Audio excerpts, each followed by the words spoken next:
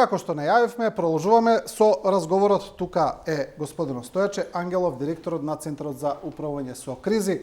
Добро утро, господине Ангелов. Почнуваме со политичкиот дел од разговорот. Видовме дека вчера премиерот Заев имаше средба со претседателот на Алтернатива Африм Гаши. Од оно што е кажано од средбата, не е баш јасно каков договор е постигнат. Во соопштението на владината преслужба се вели начален договор, значи следуваат уште преговори, претпоставуваме дека таму најмногу сега се разговара за распоредување на ресорите.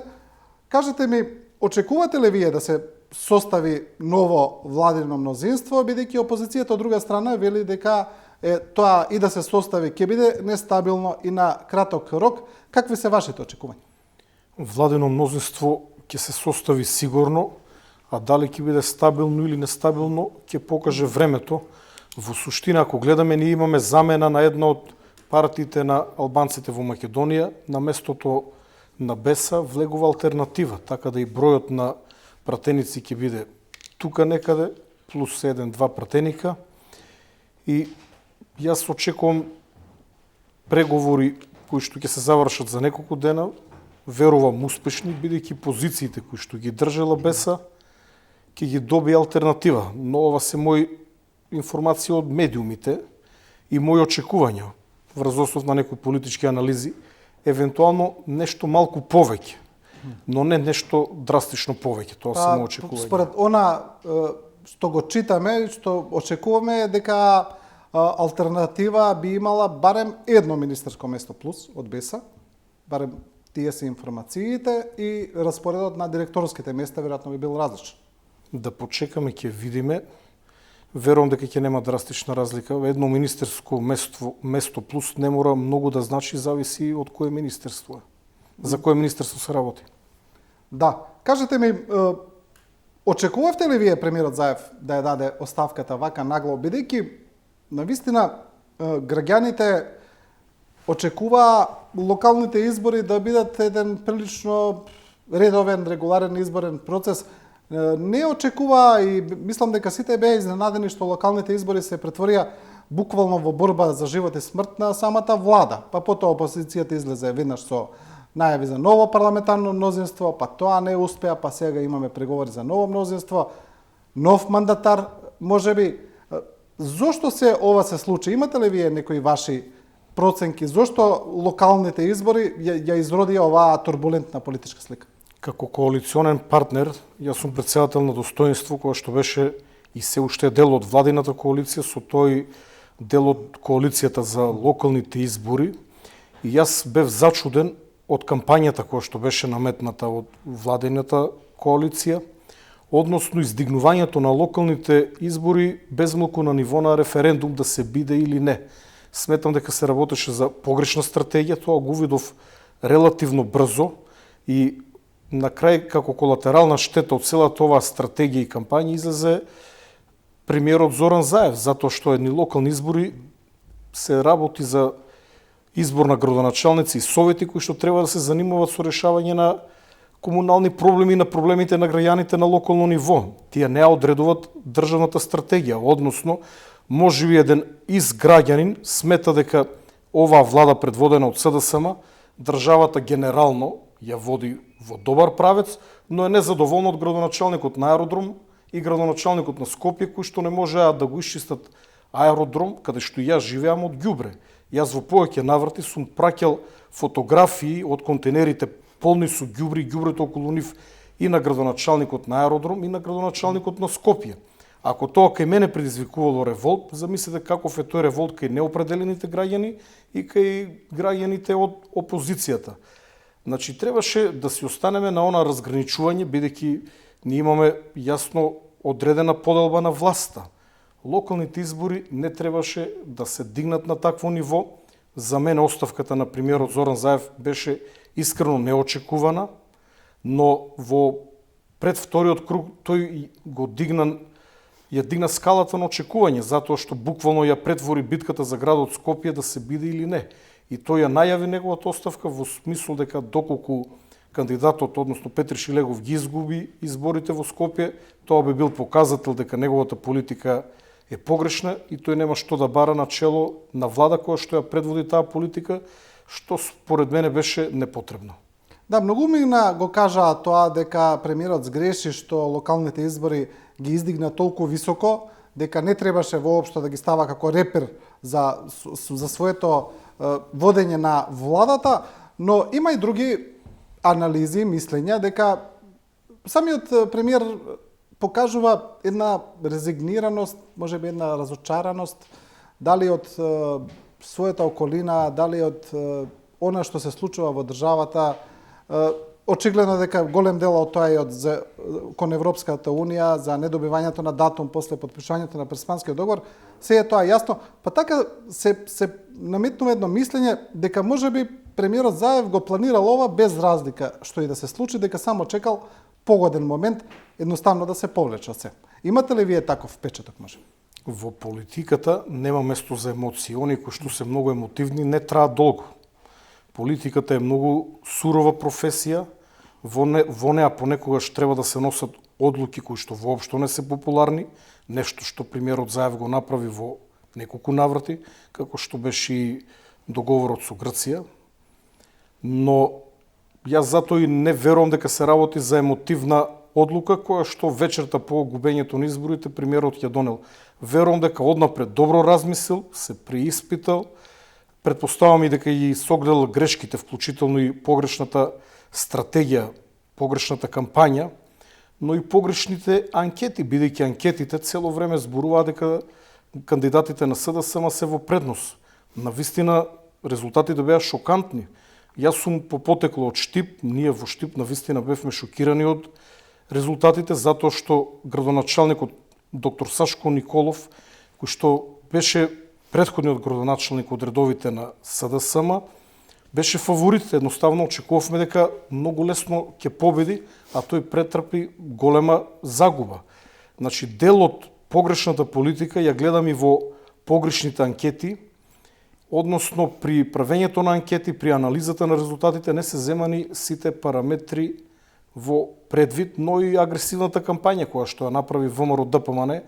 Факт е дека од двете страни се потрошија многу пари за овие избори и тешко беше да се предвидат изборните резултати, но имам едно чувство дека во СДСМ се наметнуваше една еуфорија, дека СДСМ и коалицијата предводат, иако јас не ја делев таа еуфорија, движејќи се низ граѓаните секојдневно, имав малку една поинаква перцепција, бидејќи неспорно е дека кај добар дел од граѓаните постои незадоволство од начинот на кој што се практикува власта, и тоа е нормално. Кој да е на власт, после известно време нормално да се појавува незадоволство и кај поранешните поддржувачи. И би го кажал она што сега постојано го повторуват поголем дел од аналитичарите, СДСМ и коалицијата всушност не изгуби од ВМРО ДПМН, изгубија од своите, односно изгубивме од своите, кои што не излегува на избори или не изработија како што треба, но тука пак ќе кажам, вината, дел од вината ја гледам и во кампањата, начинот на кој што кампањата беше водена. Би додал дека дел од помалите партии, а можеби сите, не беа вклучени како што треба или воопшто не беа вклучени, беа подценети, но овде 500 гласа, таму 1000 гласа, онаму 50 гласа, на крај дојдовме до овие за нас катастрофални резултати, иако ВМРО ДПМН освои историски најслаби резултати, сепак тие дефинитивно не растурија. Ние може да бараме оправдувања колку сакаме и да наоѓаме оправдувања, да релативизираме, но факт е дека на овие локални избори ВМРО ДПМН победи убедливо. Сакам да ве прашам две работи, една за анкетите, втора и за парите кои ги споменавте потрошени во кампањата. Околу анкетите го слушаме ова често, дека анкетите навистина промашиле во предвидувањето на резултатите, дека покажувале водство на СДСМ во сите градови. Дали мислите вие дека таквото презентирање на анкетите е направено од неумешност, од непрофесионалност, или можеби гледате некаква тенденција тама да се наведе едноставно СДСМ во лош правец? Јас ќе кажам еден личен пример. Пред изборите неколку месеци, по предлог на дел од раководството на Достоинство, му понудивме на премиерот јас да бидам кандидат за општина Аеродром, односно да ме стават намерење. Јас не бев расположен, бидејќи не се гледам себе си ниту како кандидат за градоначалник, уште помалку како градоначалник, но свесни дека ќе има промена на кандидатот за градоначалник од редовите на СДСМ, сепак ние излеговме со таа варијанта и од информациите кои што ги има бев ставен на анкетите за општина Аеродром и при тоа кандидатот на СДСМ, чие што име патем, искрено го заборавив. Според анкетите водеше 4-5 пати повеќе на мене, што е невозможно, бидејќи јас сум премногу јавна личност и гласачкото тело на СДСМ мене ме доживува како дел од СДСМ или лојален дел од таа коалиција и шансите ни се подеднакви. Кога би се правила внатре-партиска анкета во СДСМ, верувам дека би победил, но на една граѓанска анкета да резултатите да бидат толку драстични, едноставно не е за верување. Јас тоа го прифатив како реалност, но резултатите покажаа нешто друго, а од друга страна среќен сум што не станав кандидат, бидејќи кој да беше кандидат во Аеродром, сметам дека и претходниот градоначалник на Аеродром од нашите редови, од редовите на СДСМ, направи толкова штета што ќе биде тешко да се поправи подолго време. Не ми одговорите сепак што мислите за анкетите, дали се правени од непрофесионалност или од тенденција? Па не би рекол Што од мислите? тенденција, не би рекол ни од непрофесионалност. Може би има погрешни методи, бидејќи Спасов Никола, Ѓорги Спасов, кои што ја предводат агенцијата Рейтинг, се многу сериозни, воопшто не сакам ни да помислам дека намерно или злонамерно, односно тенденциозно, давале лажни анкети, но од друга страна се зависи од примерокот кој што се испитува. Ако ви идете со еден примерок кој што ви дава такви резултати, може би при бирањето на примерокот имат направено грешка, затоа што примерокот неколку стотици луѓе, јас мислам дека за општините анкетите ги правеа на 300-400 луѓе, но 1000 луѓе за општина како Аеродром, каде што имаме 100.000 граѓани, е мал репрезент и не може, збором за локални избори, може би е полесно да се измери генералното расположение за парламентарни избори, но за локални избори, баналниот пример кој што ви го кажав со ѓубрето, на вистина создаваше револт кај сите луѓе кои што ги знам, кои што живеат во општина Аеродром. Од една безпрекорно чиста општина, за време на претходниот градоначалник на ВМРО ДПМН, општина Аеродром стана релативно нечиста општина. Јас се надевам дека сега новиот градоначалник Муцунски од редовите на ВМРО ДПМН нема да ја повтори грешката на неговиот претходник, бидејќи колку ѓубрето да изгледа банално, тоа е нешто што прво го гледаме, секој ден имаме контакт, секој ден ние фрламе ѓубре во контейнерите, секој пат гледаме ако она што е видливо, не грижата за чистотата, па тога се прашуваме што со останатото или не хигиената на водно. Јас релативно редовно пешачам на водно. Имаше многу ѓубре. Да не зборувам за проектите, тоа е посебна приказна. Во Аеродром ние немаме видливи проекти, ако ги имало, не биле доволно пропагандно експлоатирани, па ние не сме слушнали за нив. Да, во однос на политиката и политичкиот фолклор, тоа е тесно поврзано и со работата на институциите. Слушнавме една изјава на премиерот Заев после вториот круг, ми се чини, беше ли после првиот, сега не знам точно, кога ја кажа дека кај опозицијата влегле сериозно многу пари за кампањата и ми се чини дека се изрази дека тие влегле од надвор, што веднаш знаеме како се финансираат и партиите, имаме и закони за финансирање на политички партии и за кампања. И сега после таква изјава на премиер, значи навистина очекувавме дека ќе видиме во најмала рака некаква истрага за тоа, не гледаме ништо. Потоа гледаме некаква афера која беше извадена од СДСМ за исто така во која се навестува можно финансирање на ВМРО ДПМН преку земјишта кои се продавале преку Евана, па гледаме пресконференција од СДСМ каде што се мафта со тие хартии, се вадат некакви имиња, но повторно не гледаме институции. Значи, сега јас да ја прашам, ова е политички фолклор, ова е само, не знам, една забава за граѓаните, или во земјава треба да имаат институции, ако каже нешто премиер, дека треба да биде сватено сериозно од некого? Конкретно за земјиштето не би рекол дека само се мафта со хартија. Имаме конкретна истрага и конкретно осумничени лица кои што верувам дека за брзо време ќе резултира и со судски пресуди, бидејќи неспорно е од аспект на правото што се случило. Познати се сторителите кои што за банални пари купувале одредено земјиште, за кое што однапред знаеле дека ќе биде продадено за драстично повисока цена, 40 пати повисока цена. Но тоа е само еден од моментите. Јас не можам да тврдам дека токму тие пари завршиле за финансирање на кампањата на опозицијата. Можеби тие пари завршиле во некои приватни джебови, но факт е од она што го имавме како импресија од изборната кампања, дека се трошат многу пари, јас реков од двете страни, не само од страна на опозицијата, но тоа не е нешто кое што нас не изненадува. Премиерот кажа дека влегле пари кај опозицијата за тоа. Премиерот е начело на владата, владата ги има сите алатки да ги потврди или отфрли ваквите негови зборови, доколку институциите, а имаме повеќе институции, покри МВР, финансова полиција и така натаму, имаме повеќе институции кои што треба да работат на оваа проблематика, истите треба да обезбедат докази со што би го подкрепиле тврдењето на премиерот.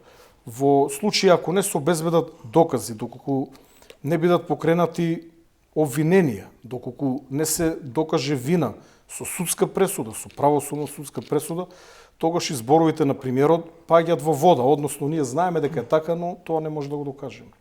Вие ги спомнавте пред малку и проектите, велите не сакам да зборувам за проектите, има и проценки, анализи дека на локалните избори власта е казната и за политиките на централно ниво, па тука цело време нели се провлекува и преспанскиот договор и тоа што не доби државата датум и се е тоа дел од тие некои анализи, но зборуваме и за проектите кои беа најавени, а не беа спроведени. Еден е, па тоа не е веќе проект, туку ветување за право и правда, ова сега што го зборуваме, за испорачување на правда. Тука граѓаните најмногу беа незадоволни, ми се чини, но и проекти некои кои навистина беа видливи, огромни. Еве, например, ми паѓа на ум за автопатот Кичево-Охрид, кој ми се чини 5 години не е пипнат, а беше во некаква фаза направена веќе, па беше на почетокот кажано од страна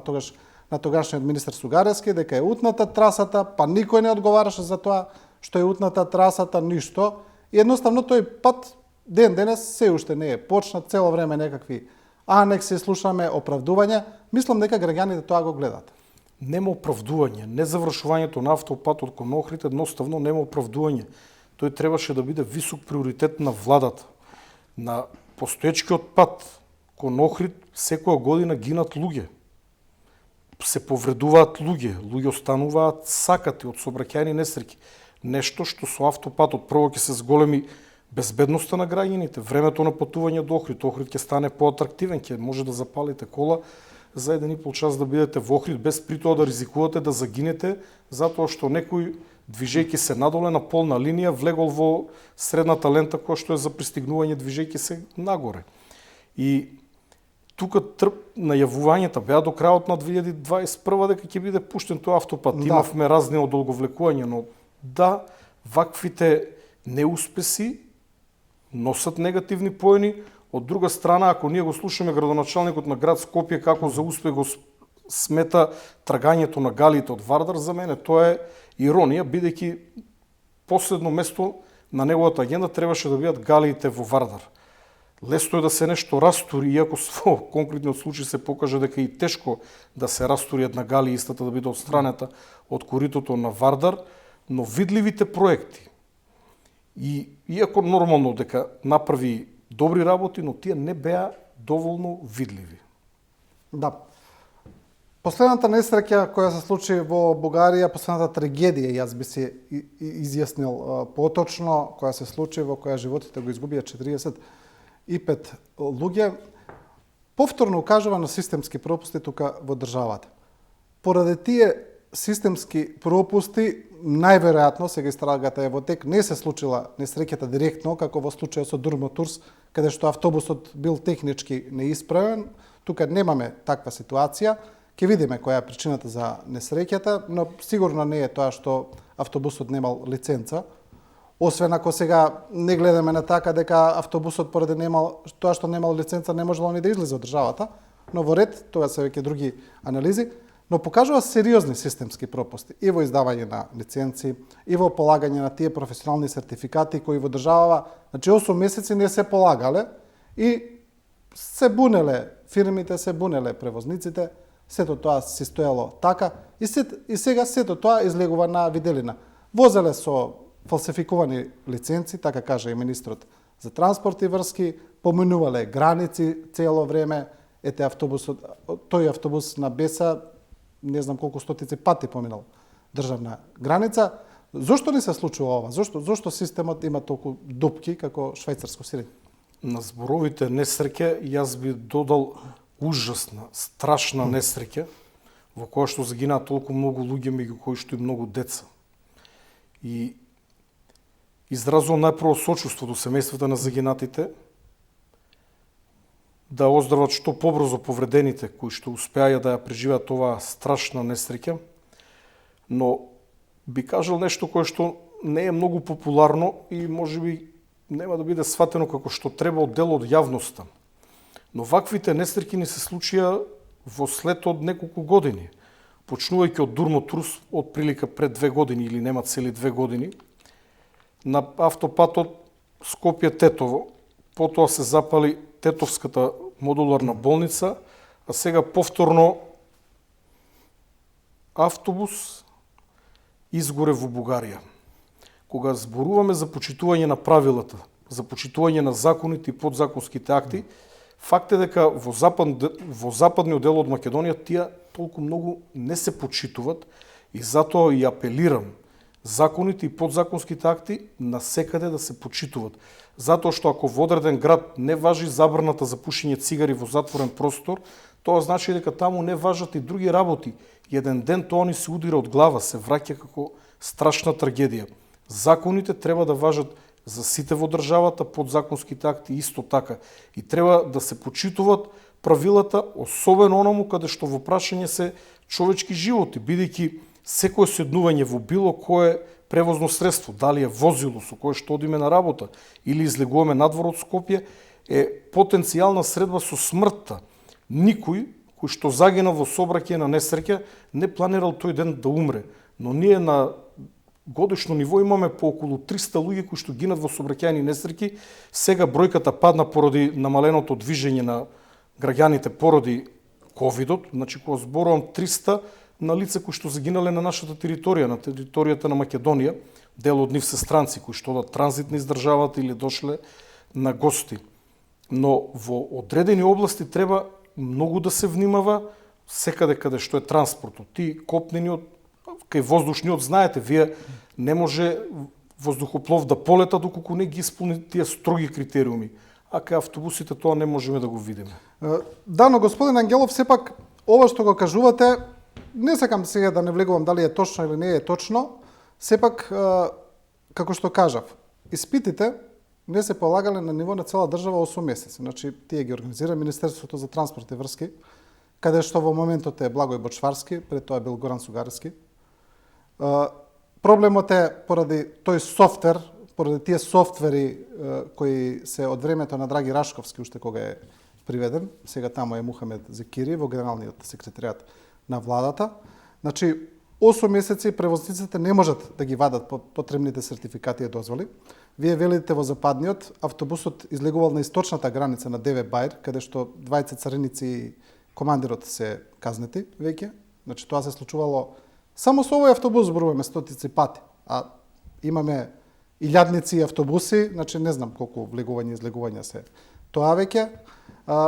Техничките прегледи не се само во западниот дел на државата, мислам дека имаме секаде технички прегледи.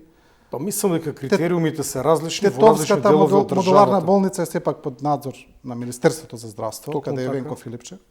Значи, не знам баш дали вашата констатација може да биде толку точна, бидејќи очигледно дека имаме проблем на централно ниво. Демократија. Секој има право да го каже своето мислење, јас го кажав. Добро, но за овие пропусти што ви кажав, И пред што 8 мислите за нив? месеци пред да бидат конкретните лиценци за кои што софтверот не работил, имало превоз на патници. Јас зборувам еден возач кој што вози 50 луѓе во автобус, треба самиот да биде свесен колкава е неговата одговорност.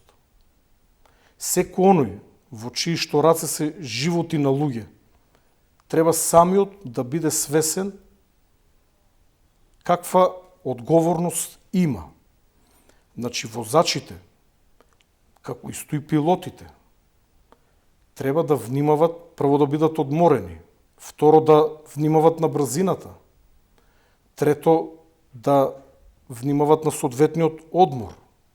И така натака, секој оној кој што вози, верувам дека сте возеле на подолги патишта, а од друга страна може да се работи и за несреќа која што во поголем дел е предизвикана од самото место, бидејќи местото е збунувачки. Ако возачот не внимава доволно или е уморен, на едно место каде што лентата продолжува во лево, од десна страна има лента за исклучување. Не е спорно тоа тоа, се ние техничките детали. не спориме за тоа, истрагата трае, ја кажав, ние не влегуваме зашто се случила несреќата, ние зборуваме за системските пропусти кои ги откривме и за почитување на закони, инаку несреќата Треба да ќе се видиме, работи на отстранување на тие системски пропусти, но и тоа е потешкиот дел.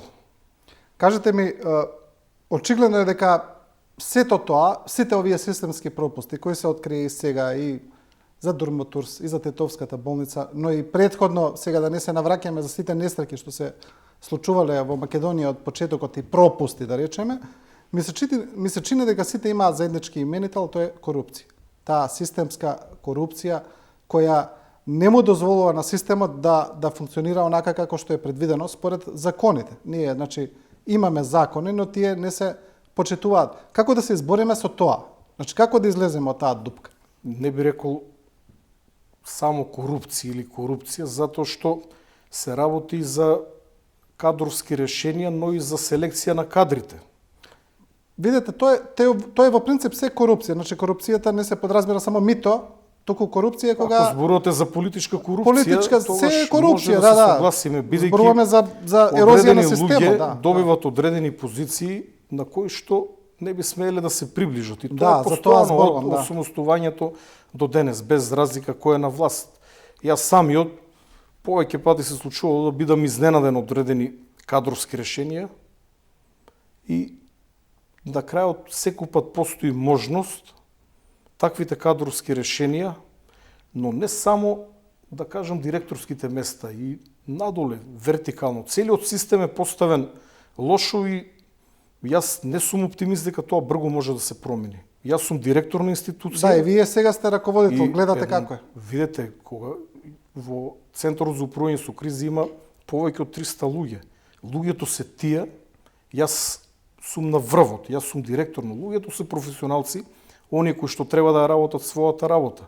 Меѓу нив има изворедни професионалци, добро образовани, со добро искуство.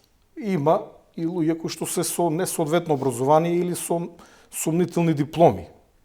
Има луѓе кои што немат соодветно искуство, но јас нив ги затекнав и со сите нив треба да работам. Другиот проблем се меѓучовечки односи. Низ годините меѓучовечките односи се влошени, но Центарот за управување со кризи е само слика на една институција која што ги присликува и другите институции. Приближно таква е состојбата во сите државни институции и ние имаме пример кога се вработени лица, кога вие би имале приватна фирма, не би дале на нив да се приближат до вашата фирма. А во државна институција, оке, може да работат. Вие има едно верување, перцепција меѓу граѓаните дека во тие институции, како што е вашата, како во ЦУК, дека има превработеност, дека има многу луѓе кои просто не работат ништо, дека се ставени партиски, дека има такви кои воопшто не едат и на работа. Има ли такви кај вас? Една упадица. Има многу вработени, а малку работници. Значи, отприлика ја имате таа дел од ситуација. луѓето, и за ова директорите ретко зборуват. Не можам да видам, јавно не се судува да зборуват, дури и некои работи кои што јас ги изнесувам како меѓучовечките односи, гледам дека ретко кој се осудува јавно да зборува. Значи има луѓе на кои што едноставно не знаете што да и даете да работат и подобро е да не работат, бидејќи ако работат, може да загрозат безбедноста на граѓаните. И сега некој ќе каже, па избркајте ги, отстранете ги. Па, Да, тоа сака да ја прашам. Не е така, Што може да не е направите едноставно. сега вие тука? Па треба да почекате да направи грешка, 1, 2, 3, за да некого отстранете од работно место, нешто што е многу непопуларно. Бидејќи Македонија си ромашна земја, сите имат семејства. Но ако некој направи таква грешка за која што ќе дојде ред да биде избркан, јас пред него треба да заминам. Значи сум дозволил да направи грешка со која што загрозил човечки живот. Така што состојбата е комплицирана и поголем дел од директорите користат едни исти луѓе. Насекаде е тоа во сите институции, само луѓето, односно директорите и раководниот кадар не зборуваат така. Така е буквално во сите државни институции, почнувајќи од министерствата па надоле во другите управи, директорати, агенции. Има луѓе кои што ако ја даете работата, знаете дека ќе биде завршена и тие најмногу работат и тој што работи, што прави? Тој понекогаш и греши. И тие излегуваат дури виновни затоа што погрешиле, оние кои што помалку работат или не работат, нив никој не ги кара, бидејќи тие не грешат. Значи ги користите оние луѓе кои знаат да работат со нив. За жал, да, и токму јас барајќи решение за ваквата состојба конкретно во Центарот за управување со кризи, има една тенденција владина и која што верувам дека ќе биде реализирана без разлика на политичкиот развој на настаните, Центарот за управување со кризи треба да биде споен со дирекцијата за заштита и спасување, но јас поимот споен не сакам да го користам. Јас зборувам, треба да формираме сосем нова институција за менеджмент на кризи. Во таа нова институција, која што ќе биде димензионирана со работни места реални, со реално образование и со реално искуство, бидејќи се работи за институција која што директно задира во безбедноста на граѓаните. Безбедноста на граѓаните во одреден дел зависи од ефикасноста на системот за управување со криза. И ние би ги земале поединците кои ги исполнуваат критериумите во оваа институција. Ако ние механички споиме две институции, тоа значи едно место директор ќе укинеме и останатите ќе ги споиме, ќе се зголеми бројот на раководни кадри, бројот на луѓе, повторно ќе имаме голем број на вработени, а малку работници, бидејќи имаме повеќе од 600 луѓе во двете институции. Согледувајќи ги овие системски слабости кои што се натрупани со години наназад, би рекол од формирањето на овие две институции, бидејќи тие кога се формирани во одреден дел, во нив влегле луѓе од Министерството за одбрана. Дел од тие биле најдобрите кои што требало да ги постават, дел биле оние кои што сметале во Министерството на одбрана или некому му пречеле. Тоа не значи дека биле слаби професионалци и не знаеле својата работа, но некому, например, во Министерство за одбрана, тогаш кога е формиран Центарот за управување со кризи, некому сметали, тие едноставно го се ослободили од него, праќајќи го во Центарот за управување со кризи или во Дирекцијата за заштита и спасување. Затоа треба хируршка интервенција. Сето останато е козметика. Можеме ние било вака некои и популарни, непопуларни чекори да преземеме, но тие нема да понудат трајно решение. Трајното решение е хируршко, а тоа обично знае да биде и болно, но сите луѓе кои што се дел од овие институции треба да си ги зачуваат своите работни места. Ако нема место во новата институција, да отидат во некои други институции каде што ќе можат реално да работат. Има луѓе кои што би сакале да работат, но не ја знаат таа работа, бидејќи кога барале вработување, имало место во Центарот за управување со кризи и ги примиле без тие да сакат. Има луѓе кои што не знаеле дека Центарот постоја, биле вработени таму. Да, добро, кога зборуваме сега за Центарот за управување со кризи, вие го најавивте дека конечно ќе почне да функционира тој бројот 112 како една голема реформа, тоа одамна се најавува функционирање на тој централен број. Кажете ми сега, функционира ли таа линија? Може ли ми да се јави? Треба да започне на 11 февруари, но се соочувам со сериозен проблем. На почетокот, кога веќе на почетокот на завршната фаза, кога требаше да го пополниме со луѓе, популарно наречени на англиски call taker или приматели на повици, односно телефонски оператори, лица кои што ќе се јават кога граѓаните ќе имат некаква потреба, несреќа. И предлогот на министерката за одбрана Радмила Шекеринска беше поради превработеност во администрацијата, наместо да вработиме нови луѓе, истите да ни ги дадат од Министерството за одбрана. Ние го прифативме тој предлог, бидејќи факт е дека имаме превработеност, но на нашата понуда, бидејќи тоа не беше оглас, тоа беше спогодба помеѓу Центарот за управување со кризи и Министерство за одбрана, се пријави одреден број на луѓе кои што не ги исполнуваа формалните критериуми, односно нема статус на државни службеници, и ние од очекување дека 50 на луѓе ќе земеме од Министерство за одбрана, земавме само еден човек.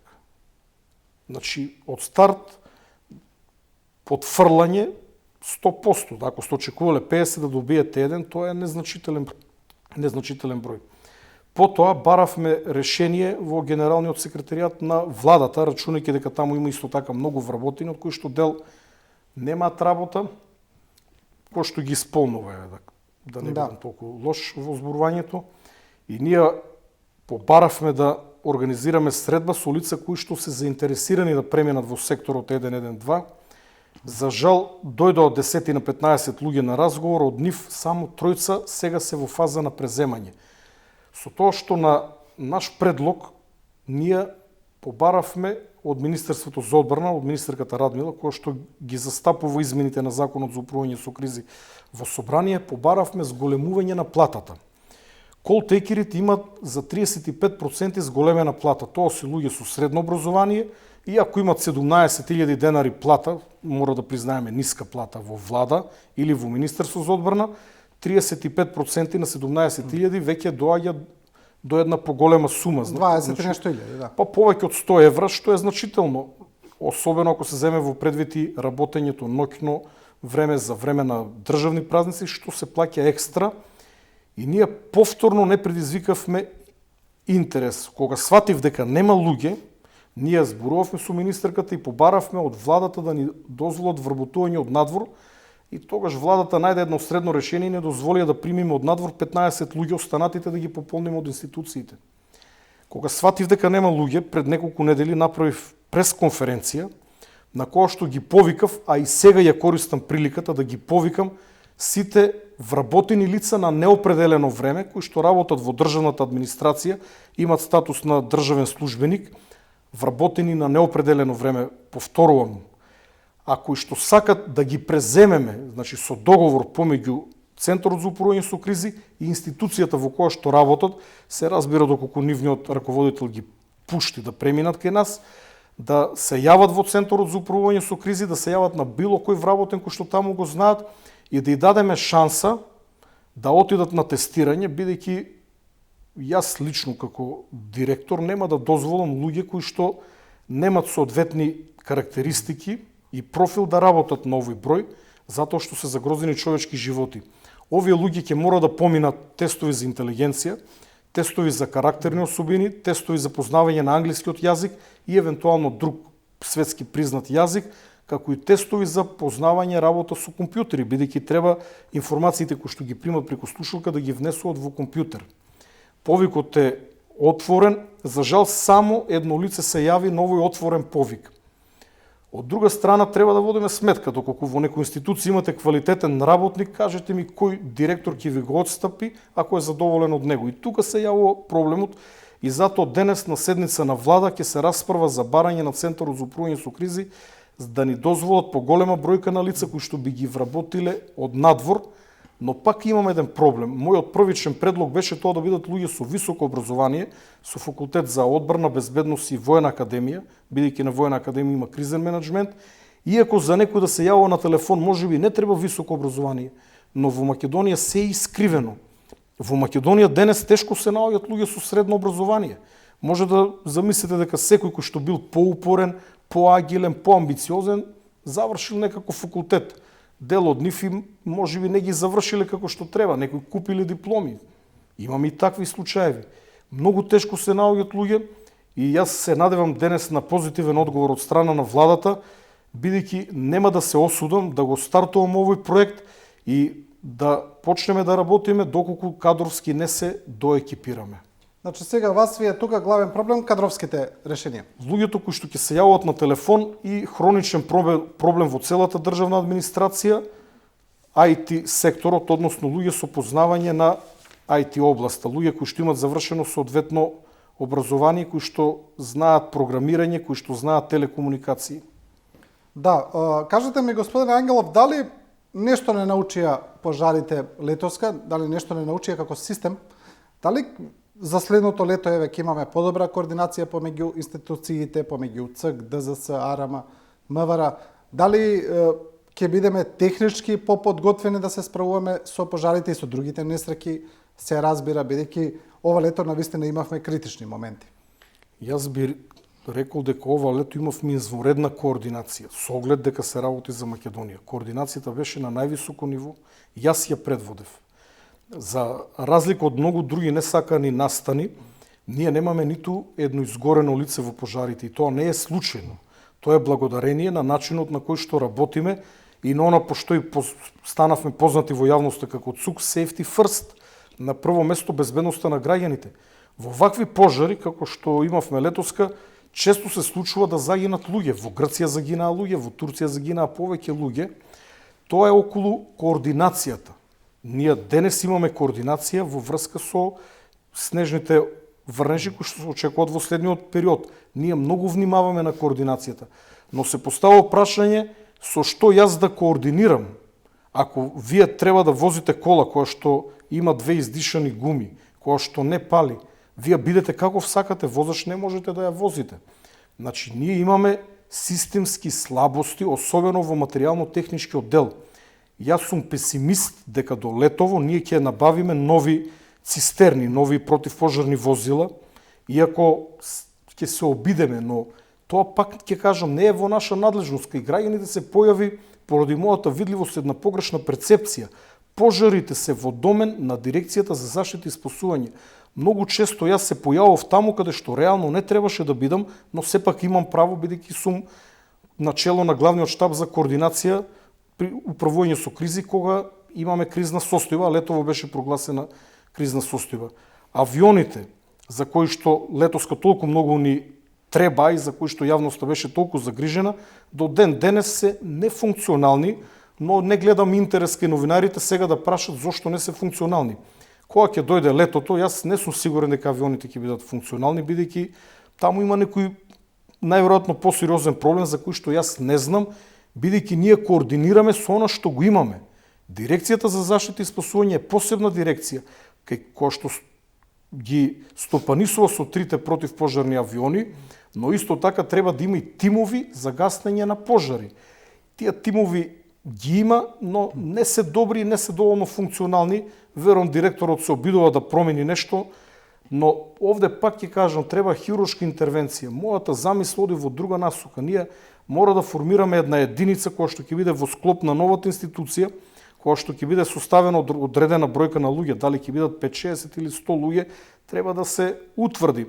Но луѓе кои што ќе бидат обучени и кои што ќе бидат мултифункционални. Ако имаме пожари, ќе гасат пожари, бидејќи пожари вообичаено имаме 1-2 месеци преку летото. Надвор од тоа ќе спасуваат луѓе ако настрадат на патишта, ако некој се изгуби или се повреди во планина. На чистите тие луѓе можеме да ги користиме ако имаме поплава да ги извлечат луѓето кои што се заглавени на некој покрив. Истите тие, доколку не дај Боже се случи земјотрес, би ваделе луѓе од урнатини. Нам тоа ни треба, тоа е една мала бројка на луѓе, кога ние веќе имаме вработени секаде луѓе кои што не треба, би рекол, превработени луѓе, 100 луѓе за нашата држава би биле вистинско решение за намалување на штетните последици на сите елементарни непогоди и други итни ситуации и нормално неопходни ни се најмалку еден, јас би рекол 2 медикоптери. Ние во овој момент како ЦУК менаџираме со хеликоптерите од армиите од полицијата. Можам да се пофалам на исклучително добра соработка со министерката Радмила и министерот Оливер. Во текот на пожарите, ние буквално како штаб раководевме со тие хеликоптери, па и со војниците кои што беа дадени на располагање за гаснење на пожарите и со припадниците на полицијата.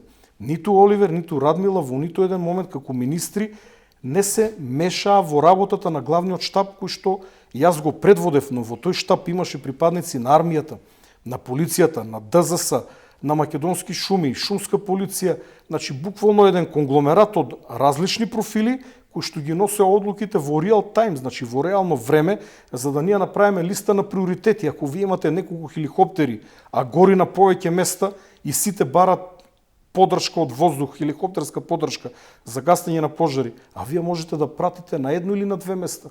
Треба некој да пресече кои ќе бидат тие места. А идеално е кога би пратиле секаде, но една Турција, која што е огромна држава, бараше помош од целиот свет за гаснењето на пожарите. Да, и за на крајот уште ова само да ни појасните, зошто авионите Air Tractor не име да бидат подготвени за следното лето? Имате ли информации што е таму проблемот?